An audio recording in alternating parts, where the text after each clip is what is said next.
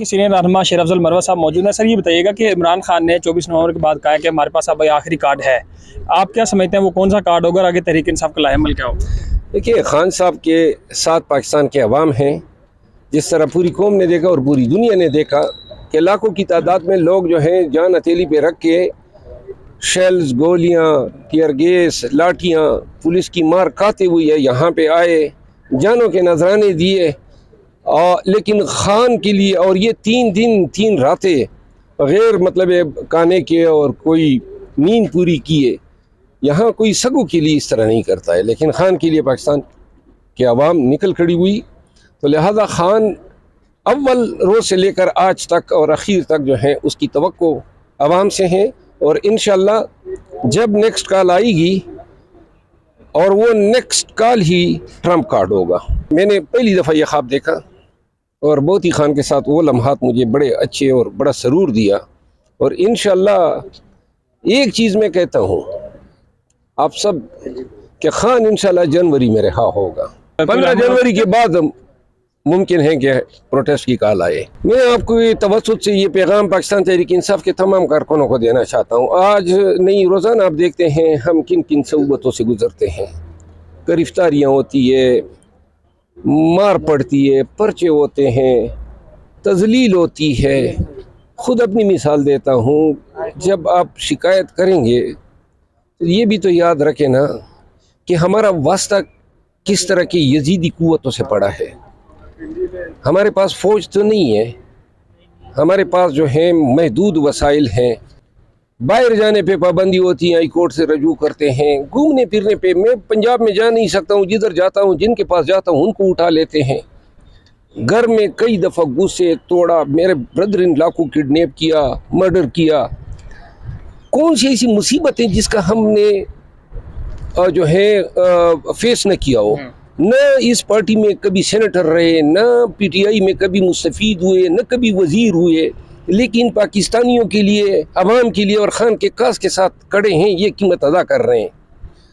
ये डी चौक पे बहुत बड़ा काफ़िला जो था वो मेरे इलाके से आया, यहाँ धरने में शिरकत की और जो फ़राइज़ तफवीज़ दिए थे वो मैंने अदा किए। इसके बावजूद अब अली अमीन खान पे तनकीद होती है। अली अमीन की जान जो है, मेरे पास एक वीडियो आपको मैं दिखाऊंगा। अली अमीन अगर न होता तो शायद पार्टी जो है वो आज क़यादत भी मुंह दिखाने के काबिल न होती। उन्होंने बीबी साहिबा की जान बचाई है गोलियों में और कितनी दफ़ा उसकी गाड़ी पे गोलियां, उसकी गाड़ियां जो हैं वो ज़ाती प्राइवेट गाड़ियां थी जो कंडम बन गई है। इतनी गोलियां मारी गई और अगवा करने की कोशिश हुए, फिर वो उनका पीछा हुआ, उस पर भी मतलब लोग ये एतराज़ कर रहे हैं। ये अली अमीन खान और हम सब ने ये तो नहीं सोचा था कि डी चौक में हम जाएंगे तो ये हम पे गोलियां दागेंगे। हम तो एक सियासी एक जद्दोजहद और मार खाने की हद तक तो रेडी थे कि चले मारे, शल चलाए। लेकिन ये क्या बात हुई कि आपने अपनी अवाम पे गोलियां चला दी। तो लिहाजा वर्कर से मैं इल्तिजा करता हूँ, देखो पार्टी में हम वॉलंटरी एक रज़ाकाराना खिदमत अंजाम दे रहे हैं।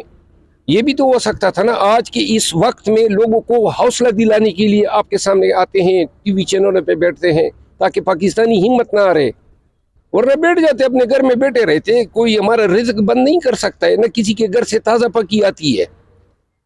हम पाकिस्तान के मुस्तकबिल के लिए और पाकिस्तानियों की मुस्तकबिल की जंग लड़ रहे हैं। खुदारा हम पे रहम करें, हमारा वास्ता बेड़ियों से पड़ा है, कोई इंसानियत नहीं है, न इंसानियत की कोई रकम है, तो रमक है।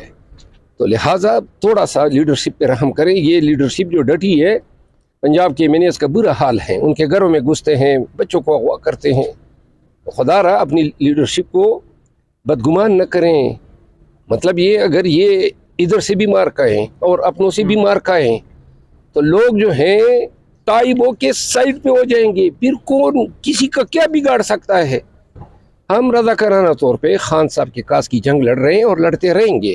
खुदारा हमारी अगर हौसला अफजाई नहीं कर सकते हो तो हौसला शिकनी ना करें।